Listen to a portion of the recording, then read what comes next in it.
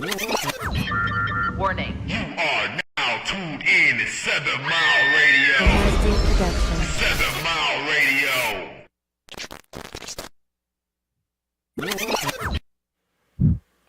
Peace, peace, peace. Welcome to Revolutionary Wealth Builders podcast, where we bring wealth education to the people on 7 Mile Radio. 7 Mile Radio, the most watched, followed, and subscribed to media outlet in the city of Detroit, or at least one of them. I'll be your host as usual, Emmett, and I would like to welcome you all today to another opportunity to educate the people and the masses on things that are all things revolutionary wealth building like, and all things that pertain to black household economics and black household wealth. So today we have a lot of good information lined up for you today. But before we get started, I want to talk about a few things that I got a few inboxes after last week's show, and a few people wanted me to kind of give you guys some information as to what is actually happening in the markets right now. So we're going to take a few minutes and just talk about the markets, the stock market, the other asset markets, the crypto markets. I'm not going to give you a lot of information, but I'm going to tell you what I'm seeing and what I will be doing. This is not investment advice. This is what I would do based on these circumstances. So let's talk about the housing market. The housing market is on fire. There are three types of housing markets. There's a cyclical market, meaning a market that goes up and balloons up in value and then corrects. There is a hybrid market that is kind of in between a cyclical market and a down market. And that is the type of market where some of the property is overpriced and then some of the property isn't overpriced. And so it's up to the investor to determine what's what. And then you have, a down market cycle. So in the city of Detroit, we are in kind of like a hybrid market. And so we can't expect for prices to come crashing down immediately, but pricing will correct. The housing market will become saturated with inventory. The reality is this: people are going to lose their employment. People are going to lose their opportunities at continuing on with these mortgage forbearance opportunities. And when these properties are taken back from people, the banks are going to put these properties back on the market, and the market will become saturated with inventory at some point. Inventory is low right now. Prices are up. The market is hot. That will not last for a number of reasons. And the first set of reasons that I just described is just the tip of the iceberg. We haven't even begun to discuss the deflation of the dollar, which is going to essentially deflate the value of the homes, which will put you in a better position to buy.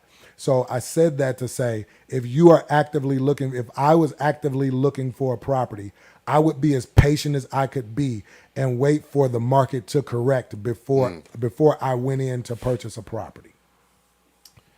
And so that's kind of my position on that. If it was me, I would be patient as opposed to buying at the inflated price. In addition to the fact that the Federal Reserve has just raised the interest rates. And so now the average interest rate on a home, on a purchase, is going to be somewhere between 4% and 5% when it was just 2.5% to 3%. If you were going to buy $350,000 worth of house a month ago, you now can only buy $250,000 worth of house. And that is significant. Meaning if you tried to purchase the same home, if your house note was going to be $1,200, your house note is now going to be about $1,620. And that is a significant amount of additional cash flow going out of the house. So if it were me and I was looking for a home and I was in the market for a home, I would just be patient.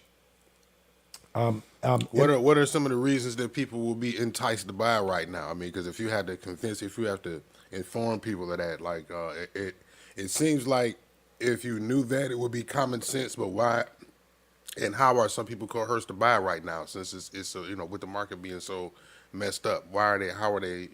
What is the reason why people are buying, why it's so high, if you can pinpoint that. Well, no, it's a good question. Well, one of the reasons is because everybody has the need to have a homestead and have shelter. Right. And some people sold their home because the market was on fire. And so when people sell their home because the market is on fire, now they need somewhere to stay. So now they're back in the market looking for a home.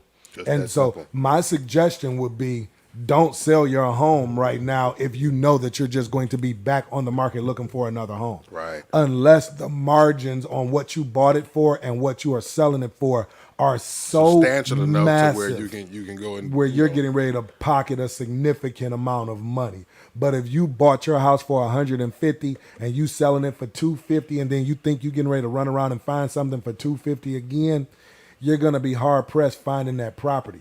Another reason why a lot of people are in the market now is because when they sold at peak market, and they were chasing that 2.5% interest rate where they were going to buy more home.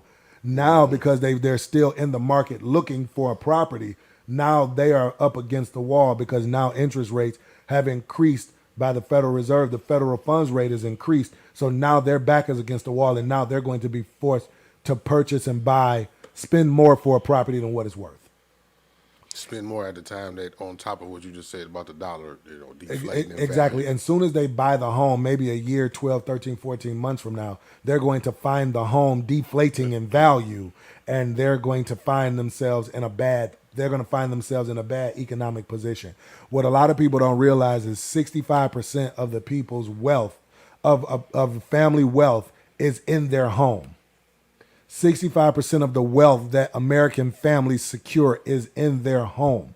And a lot of people don't realize that. And when the dollar deflates and the value of real estate deflates, which is inevitable because it's an inevitable market cycle, the wealth in the family is going to deflate, which the title of the show today is The Destruction of Black Family Wealth. The destruction of black family wealth. Well, all American families are going to lose wealth in this upcoming economic market depression, let's say, so to speak. Another asset class that I want to talk about, most of you, and if you have any questions, feel free to drop them into the comments section, and if we can get to them, we will. But another asset class that a lot of you were asking me or inboxing me about is cryptocurrency. I'm not going to go in depth into cryptocurrency because that is an entire show where we're going to break down blockchain, Bitcoin, Ethereum, XRP, XLM, the difference between a coin and a cryptocurrency and central bank digital currencies. But for those who are familiar with cryptocurrency, if you notice, the market is correcting massively, where Bitcoin is under 30K. At one point in time, Bitcoin was close to $70,000. This could be a buy opportunity for Bitcoin. I would not buy Bitcoin at 30K because I've seen Bitcoin at $3,000 on March 12th, 2020. So I can't bring myself to buy something that is 10x, even though it is 100% cheaper than it was 6 months ago, right? So it's just difficult for me to buy Bitcoin at 30K. XLM is now at about 40 cents. It is still not at a place where I would buy. I wouldn't start, XRP. I wouldn't start buying XRP again until it drops down under 24%. It dropping down to these levels don't scare me. I'm not fearful of going back in to buy XRP at 23 cents or less. Okay. XLM is at a good place, in my opinion, to buy. So is EOS. Let me see what else. That is probably all I would be looking at. I probably would steer clear of Dogecoin, even though it has some room to go to run at some point. But the point in this discussion right now is for you to understand that if you were all of the people who were discussing cryptocurrency about 4 months ago, talking about how much money they made, this is the time for you to go back in and buy. You don't buy when it's high and it's exactly. popular. And so you guys were discussing it. Dogecoin. I made some money on Dogecoin. You were talking about Bitcoin. I made some money. Look at this. Look how much money I made. It's popping. That is not the time to discuss this. The time to discuss cryptocurrency would be right now when it is corrected. You buy cheap and you sell when things get high. You buy when blood is in the street. And when you see red, that's when you should be buying. That's what I would do. This is not investment advice, but that's what I would do. And so those are my opening comments for the show. And I really want you guys to really, truly understand. Let me see here. Let me see. I'm going to...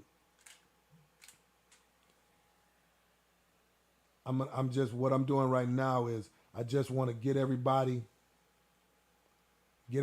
tapping into the show and making sure that everybody is everybody who follows me on social media is tapping in. So, but yeah, so those are the two asset classes that I've been getting the most play with on social media in my private messages. So those are my opinions. That is not investment advice, but those are my opinions regarding that. And so today, we're really going to talk about what's going to happen with this economy, and we're going to talk about how it's going to impact black households. The title of the show is Destruction of Black Households, and the reality is this. Black household wealth and American wealth will be destroyed, and I'm going to explain to you how. But the first thing I want to discuss with you before we even talk about that, because I don't want you to think that this show is doom and gloom, is the Chinese symbol for crisis. And my good brother Mark is gonna put it up on the screen so we can talk about it for a second. And so I'm gonna wait for a minute until he gets it up. It's up there. Okay, yep. And so I want you guys to take a look at this. I want you guys to take a look at this. This symbol is the word crisis. It is made up of two Chinese symbols, one meaning danger and one meaning opportunity. Why is this important? Because with every crisis comes an opportunity. I'm going to discuss some things for the next 15 or 20 minutes that will scare some people. I'm going to discuss some things over the next 15 or 20 minutes that will have you concerned. But the one thing, and it's going to sound as if it is danger, and it can be dangerous to not be prepared for what is to come. But there also will be some opportunities, and I'm going to explain to you all the things that you need to do. And so there is no cause for concern if you follow my directions and really truly listen to what I'm going to explain and break down to you, and the path that I'm going to lay out for you, the diagram, the blueprint for you to protect your wealth, protect yourself, and to protect your family. So let's talk about these symbols. So how can there be danger? How can danger and opportunity both mean crisis? How can crisis be broke down into two Chinese symbols, one meaning danger and one meaning crisis? Crisis and danger combined. Exactly. Is crisis. Yeah, crisis and opportunity. Crisis and opportunity combined. Yep. So why is that? It is because in the Chinese language, the way that they break things down in a form of communication historically, where their words have a meaning in regards to the direction in which you should choose based on your language. So you can choose the direction of what I will describe to you today as being dangerous, as being unfortuitous, or as being doom and gloom. Or you can look at it as an opportunity to protect yourself, protect your family, and not only survive what's to come, but to also thrive and make and build businesses and make money off of these opportunities. Now, when I say make money off of these opportunities, I don't necessarily mean make money off of other people's mistakes or other people's loss. What I want you guys to understand is that there will be loss, period. And there is nothing you can do about it. And we have one or two choices. We can allow foreigners to come in and buy everything up, or we can make sure that we have dry powder on the side, cash reserves, to take advantage of these opportunities.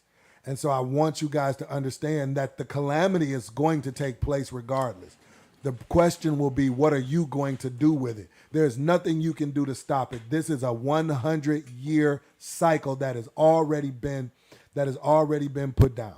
And so there is nothing you can do to stop what is to come except for protecting your family, protecting your assets, protecting your wealth, protecting your home, protecting the future of your children.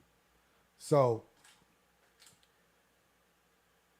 just understand that we in the current climate in America that we are in, it is going to be more about protecting our assets than it will be building something new until we make certain that everything that we have invested in is protected and covered. Then there will be new growth after that. And so let me see. Let me get this off my screen. So if you can go to the Yahoo interview, good brother, with Michael Burry's face on it, we can get started with this very important conversation. Go ahead, it's up. Yep. And so the gentleman you're looking at is Michael Burry. He owns Scion Asset Management. It is an asset management company. There was a movie made about Michael Burry about 3 years ago. It was called The Big Short. And essentially what this movie describes is his ability to point out and see what was happening in the markets during the mortgage-backed security collapse when Lehman Brothers and Bear Stearns was decimated and AIG had to be bailed out in the tune of $800 million, where the banks had to be bailed out. And when this is during the Obama administration, it started, the actual collapse of the housing market began with during the Bush administration in 06, 07. But the actual collapse happened during Barack Obama's watch. And then in around 2009, he put together what we now call the stimulus package. And essentially what a stimulus package is, it is a package of money that is given to Wall Street and it was given to the bankers in order to bail them out, to give them the money they needed to restart their businesses. GM accepted bailout money. Bank of America accepted bailout money. AIG accepted bailout money. And a number of other big corporations accepted bailout money. Michael Burry called the housing market crash before it happened. Why is that important? Because he is now prognosticating a new crash, a new everything bubble. And he actually has had to log off Twitter because of some of the statements that he has made. It was a movie made about what he did, and it was called The Big Short. And I forget, Christian Bale played him in the movie. Go back and check the movie out. Everybody said he was crazy. Everybody said he didn't know what he was talking about. The mortgage-backed securities market essentially was, you would go buy a home. The banks would take your loans, package them all together with credit cards, a bunch of subprime loans, and they would package it all together, and they created what we call mortgage-backed securities, which is nothing more than an investment vehicle. They took those investment vehicles, they sold them to investment bankers, they sold them to hedge funds, they sold them to investment groups like the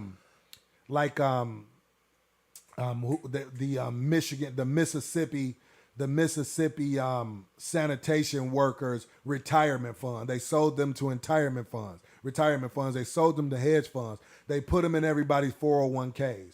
And eventually, when the housing bubble burst in 07, 08, it brought the entire housing market and the mortgage-backed securities derivative market crumbling down. Banks collapsed, Bear Stearns collapsed, Lehman Brothers collapsed, AIG collapsed, and all hell ensued on Wall Street. This man said that it was going to happen before it happened. He explained clearly why it was going to happen, and now he is explaining something different. And so now we can go to that next slide where he's kind of discussing some things, and I'm going to break down what he's describing on Twitter and why it's important to black household wealth, why it's important to American family wealth. So I'm going to read this. It says this is the problem. The last 18 months, $850 billion in direct stim checks. Let's talk about that first sentence first.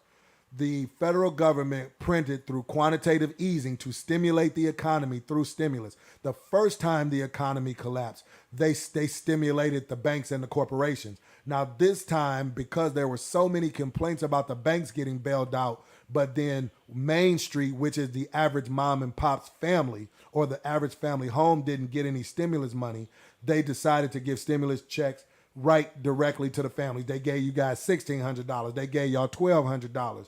They're giving us money now through insurance, $400 for every single car. They are finding every single way to give you direct money to stimulate the economy. They were giving out PPP loans. They were giving out refinance loans with the housing to the tune of $850 billion, right? So they gave you all this money. What did you do with it? You went out and spent it back into the economy just like they knew you would. You didn't start any businesses. You didn't buy any property. You didn't buy anything of real value, any real assets. Not all of you, but the majority of you. You spent it back into the economy, and it stimulated the economy to keep the economy alive. You, the consumer, is the only thing keeping this economy afloat. Once you run out of money, which you will go broke because you are spending more than you are bringing in. You will, in fact, crash this economy because the consumer is the actual economy. 75% of the gross domestic product in the United States is simply just people spending money. It is not us making and building anything. It is not us producing anything and sending it out and selling it. It is simply printing up dollars, giving them to poor people, and then letting poor people spend them. I might want to go to the second sentence in that last slide we had up. Okay. Yep. And so if you think about it like this, think about it from this perspective. They just gave us $850 billion in direct stimulus. That money got injected back into the economy. Most of you don't have any of that money saved left, right? The second thing they did is they gave away $400 billion in cash out refis. They allowed people to refinance their homes. And so now there are additional debts against your home. Or they literally paid off your mortgage and they created 40-year mortgages. This is why I know the housing market is going to collapse, because they literally injected $400 billion additional dollars of debt into the markets. So that puts you further in debt in your home. And as soon as the UAW start downsizing and all of these plant workers start losing their jobs, y'all already getting laid off every 2 weeks. I keep my ear to the ground.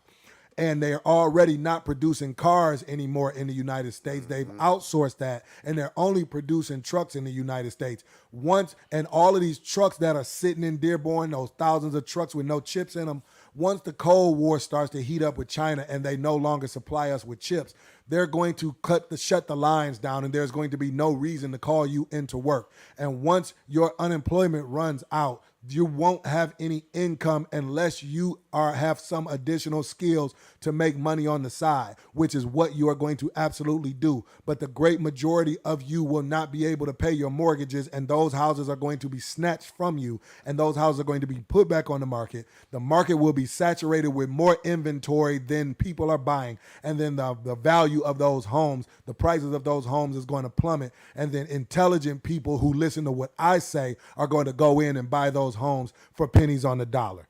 And now I invite any scholar, any intelligent person, I invite any financial advisor, any economist to challenge me on anything that I say on this show.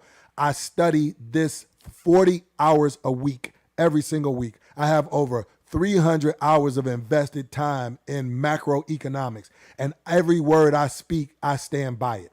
And if you follow me on social media, you will know that 36 months ago, I started to describe some scenarios of businesses closing and things like that. And all of that has come to pass. It has all come to pass. And not because I am smarter than anybody or anything like that. It is simply because it is a domino effect of the life cycle of the dollar and debt and the reserve currency of the United States losing its value. And when anytime America or any other country like America begins to give you money, that means the money no longer has any value. They will not give you anything of real value. And when they do give you something, they know that you are going to do exactly what they want you to do with Give it back to them. They give you guns because they know what you're going to do with them. They're giving you dollars now because they know what you're going to do with them. I need to look at that slide one more time. And then we're going to jump off there. We're going to jump off of this. And so now listen to what Michael Burry is saying in this tweet. I'm going to read the entire tweet to you so you will truly understand how this is going to impact your household wealth. This is the problem. So he's saying there's a problem. The last 18 months, $850 billion in direct stem checks. Those are the money that they gave all of you.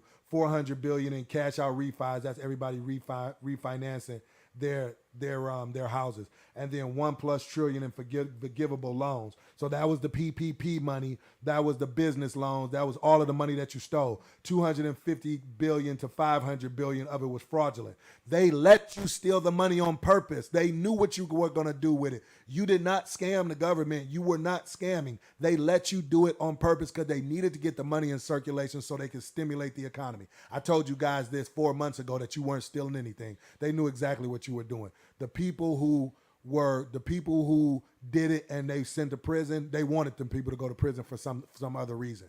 Then that's why the majority of you didn't go to prison. And then the last sentence had said, how are we going to recapitalize the households?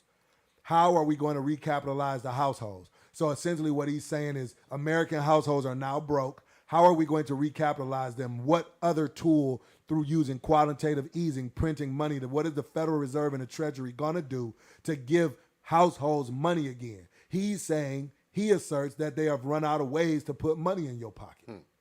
So now, once you start to lose your jobs, how are you going to buy food with the inflating prices on the food? How are you going to buy gas with the inflating prices of the gas when your job is not inflating your income in that it make it commensurate with the actual inflation of the food and the gas, which are two, and the energy, which are two of the most important things that we all need to survive, energy and food, right? So your income is not inflating, but the prices are inflating. Your mortgage may balloon. So how are you going to pay your bills eventually? That's how I know a great majority of Americans, particularly Black Americans, all Americans are going to lose an extensive amount of the value in their homes if they don't lose their homes altogether. Catherine Ford says, right, because Rocket Morgan is giving out buyouts because it is giving out mortgage. Exactly, and that was another thing. 2 years ago, I told you that Rocket Mortgage or Rock Financial or whatever you want to call Dan Gilbert's companies and the parent companies, Bedrock, that eventually he's going to be rich forever. But his companies will not be able to continue to generate income because they are what they call shadow banks. They do one thing. They sell financial products. They sell loans. They don't do anything else. See, other banks do other things. Other banks can't do what Dan Gilbert does. Dan Gilbert can loan people money who does not deserve to borrow money.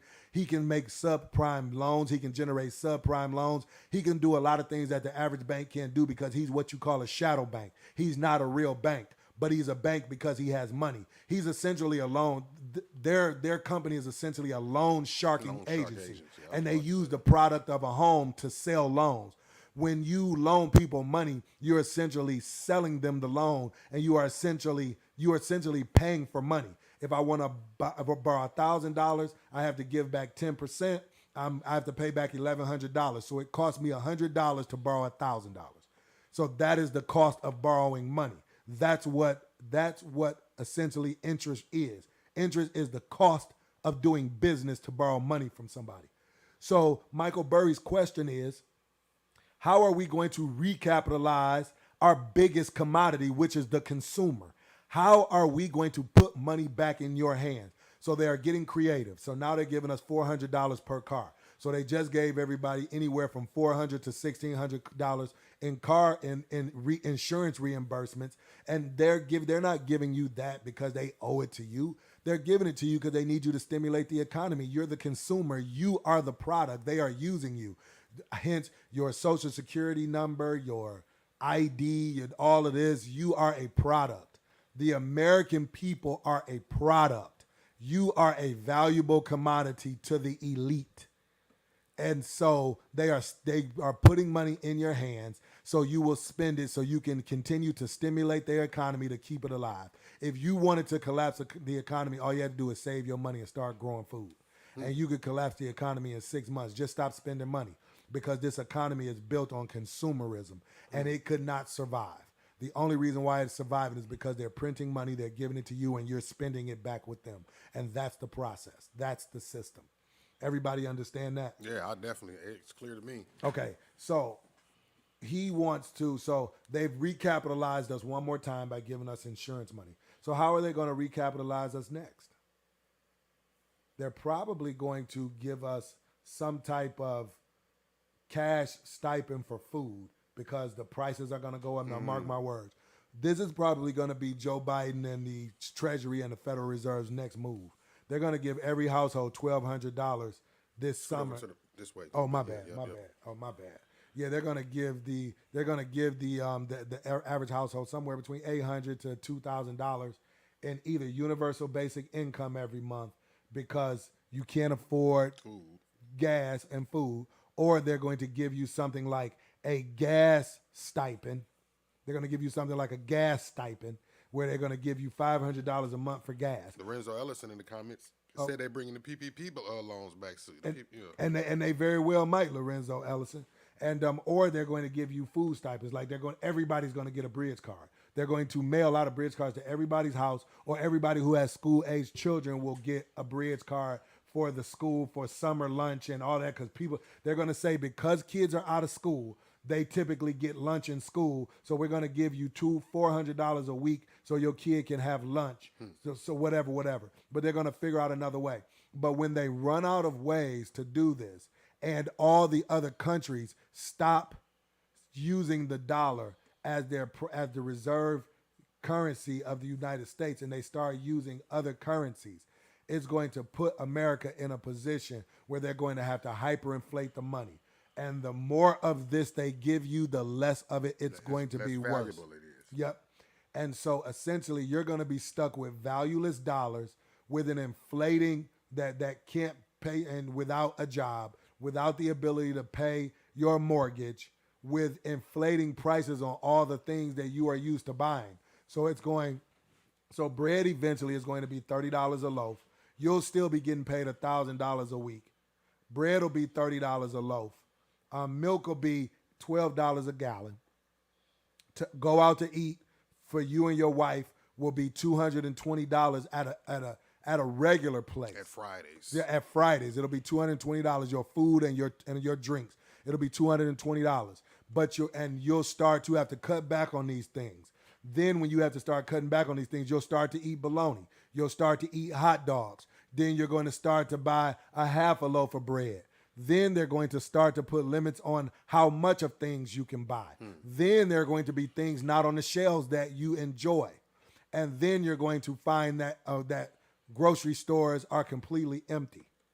And so then you're going to find yourself we'll be in a all-out depression. And it's all going to be because we waste too much money. We don't understand the climate of economics in America right now. We don't understand what they are doing and what they are going to try to do to us. And essentially, it's going to lead to a devastating social unrest in America where a lot of property will be destroyed. A lot of cities will be in upheaval. And a lot of people who were used to living comfortably that live in the suburbs will be so angry and in debt with their house flipped upside down, no longer working, 401k completely decimated, no pension and no retirement, with no way to take care of their monthly obligations, to where they're going to take to the streets with guns and turn on one another, turn on other minorities, try to invade predominant cities of color where we are going to have to protect ourselves, because they will be made to believe that because we were given so much stimulus by the federal government that it is our fault that they are broke. And in reality, everybody will turn on one another when the truth is the elitists are to blame for this. And I was just about to ask, like on their side of the coin, what is the end goal for the government? Why is it set up like this to drain the people of their resources? Why is it like this? Well, essentially, we're in a cycle. Their goal is always to accumulate all the wealth and the resources of the world and then give you something that you believe is of value, which is the dollar, Just enough to keep you going. to allow you to grow your assets and grow, to continue to work and build more. They will continue to tax you. So they continue to get 40 to 50% cut of everything you do in your life. They need you alive, moving, making money, building homes, building they can cars, so they can profit off of it and have the companies. But then also they drive and use these assets as well. But you got to remember, they tax you when you give more than $60,000 to your heirs. They tax you when you get your check. They tax you when you spend the money at the store. They tax you in every area of your life. You are taxed. So they are able to generate money there. Then they charge you for all licensing fees for everything that you do. It costs to drive a vehicle on the road. It costs to have a license. It costs to fish in certain place. It costs to drive into the park. Every way that they can usurp your wealth out of your household, you have to pay taxes on your home.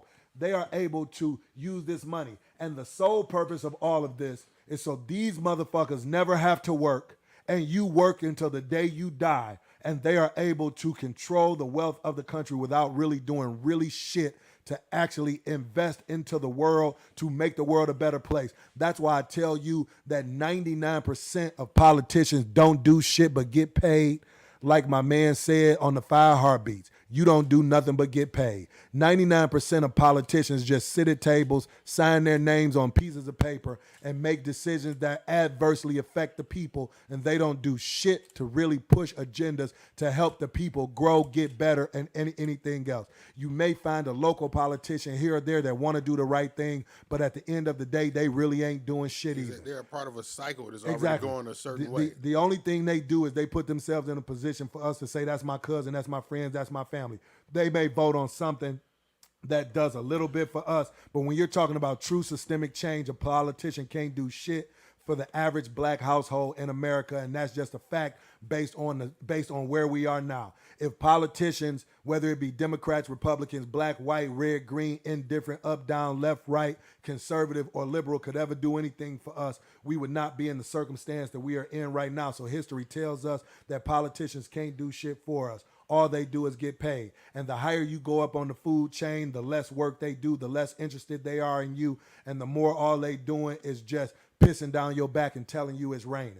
And so that was my diatribe on politics and how they control our assets. But the elite don't want to do anything but make sure that they eat, they control the assets, they control the wealth of the country, and they keep the population down so they can continue to usurp all of the true value of the earth. You have to remember the precious metals, the energy, the wood, the steel, the iron ore, all of these things are the true value of the earth. The true value, everything that is of real value comes from God, comes from the earth. Real energy is from the sun. Real money is gold and silver, platinum, palladium, and rhodium. Real food is grown from the ground, off from trees and lagoons, from underground, and from plants from the land. Iron ore, the steel that we use to make everything in this studio, comes from the earth. Aluminum comes from the earth. Wood comes from trees. The real true coltan to make our cell phones come from the ground. Everything that is above the ground came from below Manganese, everything that you can imagine that we need to do anything in this world, on this earth, God gave it to us. It is for all of us to use. They want it all for themselves. They want you to die with nothing, and they want to put you in a position where you own nothing and you are happy. That's why they distract us with all of the social media, all of the challenges, the TV, the bread and circus, because they are continuing to take the things that are of real value, and they continue to give us bullshit paper dollars that have no real value. And when the dollar collapses completely, you're going to be stuck with a whole bunch of those, and they're going to have the true wealth, which is the precious metals, which is the food, the land to grow food, which is the homes, the buildings, and all of the other things that hold real value. And we have to understand these things. Let me see what they So tell. what is the end goal? Like we just kind of explained the reasoning why the government or the rich would want to play this game. Why do they have it set up this way? Do you think? What is the end goal for us? How do we combat it? How do we fix it? How do we Okay, not fall down so this hole? their end game is to have no more than they want to get rid of at least 90% of the world's population. Exactly. So they can use up the rest of the resources for the next 10, 20 generations for themselves. How do we combat it? I'm gonna tell you all the things you need to do. Before I start to run these things down, I want everybody to get pen and paper. I want everybody to make sure that they are listening, record this, watch, share it with your people. Because when I run this down, it's going to be a lot, and it's going to seem like it's too much. But I'm explaining to you everything we need to do. Let me check and let's look at the comments real quick. The government and the rich are the one and the same. They're gonna look out for themselves while the rest of us go at each other's throats. Absolutely right, Lorenzo. Better get a passport. Nature gives us all we need. Right, for sure. All right, so let's start to run down all the things that you need. I'm going to tell you what you absolutely must do, and y'all can take it or leave it. You can feel about it however you want to feel about it. But like I told you, with the word crisis means danger and opportunity. If you don't listen to what I'm saying, you probably are going to find yourself in a situation where you're going to struggle. Number one, this year, build you a raised bed garden and practice growing food right now. Start growing food right now. That's number one. Number two, go buy all the things that you need for your family to function for 6 months. Buy 50-pound bags of rice. Buy $500 worth of canned goods, meats, vegetables. Get a deep freezer. Get as much meat as you can and freeze it. Buy as many vegetables as you can, canned vegetables. Buy enough of a food reserve where you can last for 6 months and learn how to grow food. Save your money. The paper dollars will be of value for a little while longer, so save as much money as you can. If you can own your house cash, own your house cash. Pay off as much of your debt as you can pay off. Pay your car off. If you're getting ready to buy a car, don't get a car note. If you're getting ready to buy a home, don't get a mortgage. Stock up on all of the medicines that you will need. Stock up if you use insulin, get a year's worth of insulin, put it in your refrigerator. Make sure that you have weapons to protect your home. What else? Make sure you have fishing rods at your home. Make sure you have at least 2 bikes to ride. Make sure you get a 55-gallon metal drum, and fill it up with gas. Make sure you have gas treatment to dump in it. Get a 55-gallon drum of water, and make sure that it is sealed completely and tightly. Put 25 gallons, at least 25 to 50 gallons of water inside your home. Get you a generator. A solar generator if you can. If you can't get a solar generator because they're about $1,500 a pop, get you a $300-400 gas generator. If you can get both, get both. Get you some very sharp knives. Get you a machete. Get all the tools that you will need. Get rain boots. Get boots where you can walk through water, 4 feet of water. Get personal protection suits. Get you a gas mask. Get you some pepper spray. Get some rope. Make sure you double up, triple up on your food. Make sure you have flashlights. Almost just sounds like doomsday prepping, if you will. Almost. Yep. If you. Well, I won't call it doomsday. I was about to say, I won't call it doomsday prepping, but we do want to prepare. We do want to be prepared. Make sure you have, like I said, make sure you have a cash reserve. Make sure you have things that you can barter with.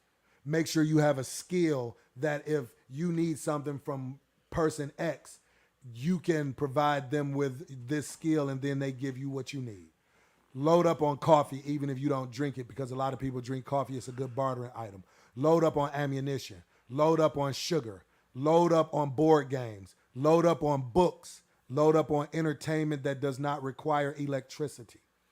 These are the things that you're going to need to do. But the most important thing that you're going to do to protect your wealth is put your money into something that will last a financial collapse. Become your own central bank and take as much of your wealth out of the banking system as you can and put it into something that you can control. And those are the things that you absolutely will do. If you do those things, you will be fine. You will be covered. Not only will you be covered, you will put yourself in a position to not only survive, but also thrive an all-out depression or economic collapse, which is inevitable with the collapse of the dollar impending, which is inevitable with the housing market correction, which is inevitable with the everything bubble ensuing. If you want to learn more about this, just go to my YouTube page, Revolutionary Wealth Builders, over on YouTube. Go look up Revolutionary Wealth Builders, and I have tens and tens and tens of videos on all of this. Let's see what the people are saying. Nature gives us all we need. Where my people at? Let me see. Yeah, where's everybody tuned in from? That's what we can say. Where's everybody tuned in from? What city and state? If y'all are listening, whether it be Facebook or YouTube, let us know where you tuned in from. I'd like to see the gauge of the audience. Yeah. We got 5 minutes left. I'm gonna share it one more time. Let me see if I can. Gonna copy the link, and then drop it on my Facebook page real quick, and then come right back. But yeah, my people, this is not doom and gloom. There's an opportunity. There's an opportunity here with every crisis. There's an opportunity, and there could be some danger. But we have to live our lives in a way where we take control of things. Your number one priority is to grow food.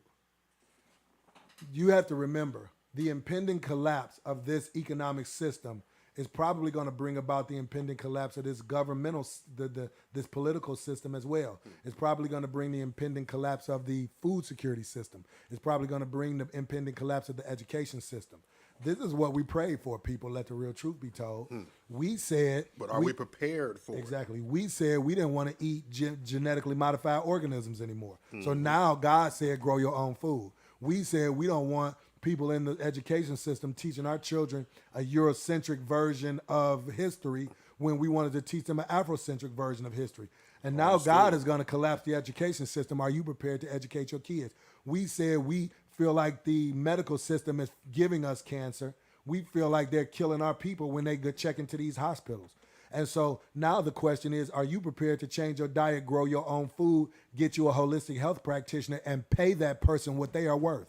Are you prepared to pay the person to educate your child in Afrocentric and education and teaching them all things that are about that regarding the African diaspora, what we have come from? Are you prepared to teach prepared to pay a carpenter to teach your son how to become a carpenter? Are you prepared to teach a master barber to teach your son how to become a barber? Are you prepared to learn the skills that you need to learn to grow who you are? Are we prepared to invest in ourselves? Are you prepared to buy a truck and start a moving company right now? Are you prepared to grow your own food? Are you prepared to do the things that are going to be required when God answers our prayers in taking all of these things with us and allowing us to become the masters of our own destiny and becoming in control of all the things that we want to be in control of? We said we want to be in control of our own economics, black economics. Are you prepared to build an economic foundation and system that serves black people, for the black family? See, I'm getting prepared for that. The question is, are you prepared? Or are you going to sit back and be a victim of these evil systems? Or you are going to build the economic shields that you need? I'm going to end the show on this. These are the things you need. Food, water, energy, security, wealth preservation, barterability, and community. I'm going to leave it out right there. Watch this show again. Watch it again. Share it. Like, share, and subscribe. Subscribe to 7 Mile Radio. Go over to our Revolutionary Wealth Builders page on YouTube. Like, share, and subscribe. Smash that like button. Just tap in with us, people. You're not going to get a lot of entertainment over here, but you are going to get some things that are going to, you're going to get some things that'll change your life and put you in a position to take care of your family. The final thing that I'm going to say is black men, black men, black men. You can be working at Ford taking care of your kids right now, and tomorrow it can all be snatched from right up under you. You have to be able to take care of your kids take care of your family no matter what's going on. If they take that job from you tomorrow, what are you going to do? If the dollar collapses tomorrow, are you going to still be able to feed your family? Black men, black men, black men, grow food. Put yourself in a position to be able to feed your family no matter what's going on with the grocery stores, no matter what's going on with the United States dollar, no matter what's going on with the food security systems in America. Don't put yourself in a position where you feel helpless and hopeless to take care of you and yours. And remember, with every crisis, there may be some danger, but it's also some opportunity. This was Revolutionary Wealth Builders on 7 Mile Radio today, people. Like, share, and subscribe. Share this video. Tap into us every Thursday, 11 a.m. Every Thursday, 11 a.m., people. Peace and love, and we'll see y'all next week.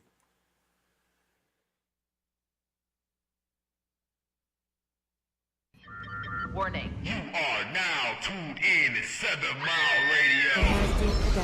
7